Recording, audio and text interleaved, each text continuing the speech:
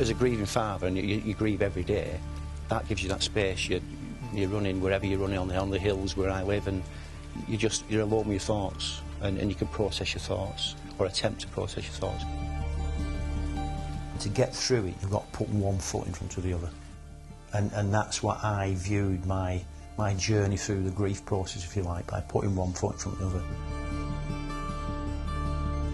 Over the past decade, Bryn Hughes has run thousands of miles, some of them in the most extreme conditions. It's helped him cope with the murder of his only daughter, Nicola.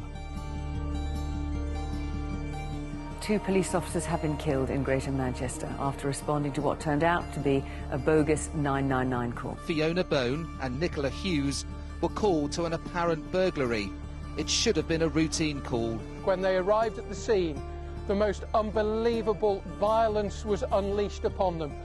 I tend to forget what she sounded like, what her voice was like, so I'd go through that and I'd relive happy memories, I suppose. And what would she be doing? What would she make of what I were doing? What would she be saying? Since Nicola's death, Bryn has campaigned tirelessly in her name, setting up a charity to help children who are bereaved through violent crime. This memorial stone, close to where Nicola was killed, is one of the only public acknowledgements of her sacrifice. They mean different things at different times, I suppose, but there's no official state recognition of what happened for Nicola and Fiona and other officers and other emergency service workers and public sector workers. Nearly 2 years ago, he embarked on a new mission.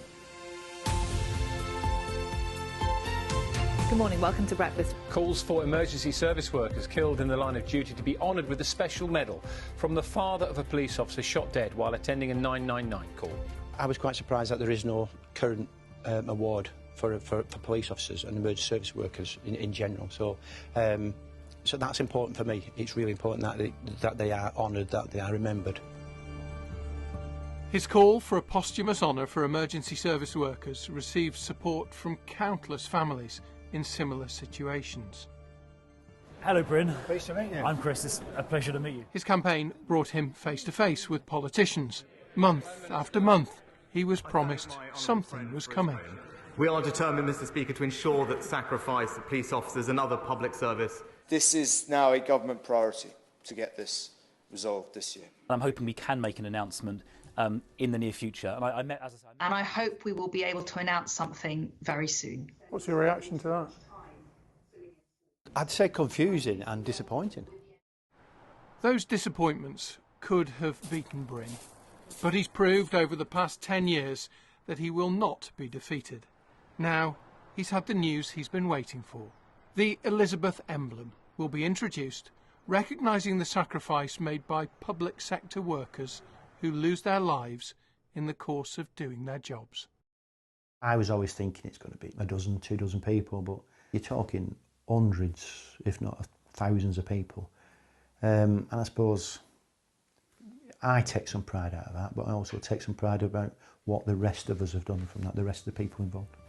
And that would be some legacy for Nicola Hughes and Bryn Hughes. She'd be really proud. And I think she'd be embarrassed that it'd be, not in her name, but associated with her. She'd be, oh, this is for me, this is because of me.